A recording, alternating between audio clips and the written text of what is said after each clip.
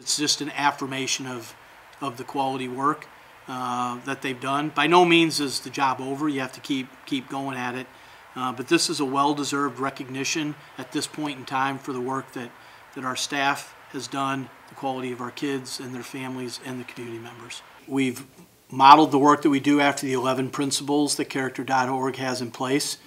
So that's very scripted, and when you decide to do the application process, you start with a self-assessment. So you take a hard look at yourself based on the 11 principles of character that Character.org has identified, and you evaluate yourself in a honest and hard way about where you're at and how you're doing in those 11 principles. So I think at the end of the day, when the application was put together, we had a lot more positive things going on in those 11 principles than we had areas of weakness. And I think that's what ended up resulting in us getting the recognition. And since 1995, you said? Yeah, 95.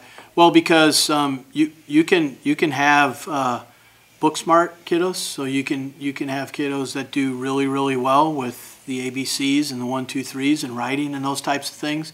But if they don't have empathy for others, if they're not able to work effectively in groups, if they don't have respect for themselves and other people, then they're not going to be most effective with the knowledge that they have. So it's really about building and working on the whole child or the whole adult, and there's so much more than just the book aspect of the education process. And that's not only for the students, but that goes for adults as well. Specific things, you can identify buddy systems that we have in place and things like walk and talk and celebrations, and you can go lunch buddies, families, you can go down the list of all the specific type of activities.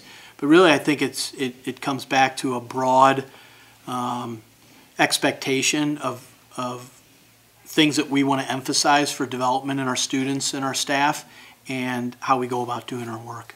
There's research out there that the more effective you are in your work in character education and working on positive character development, that there is a connection between positive results in the academic area. So the connection would be if kids are empathetic for others and care about others and are respectful to each other and other people, take responsibility for their actions, then they're going to be more effective in the classroom. There's going to be less disruptions in the classroom, more time for instruction and collaborative learning, and then the logical thing would be that then there's greater academic success.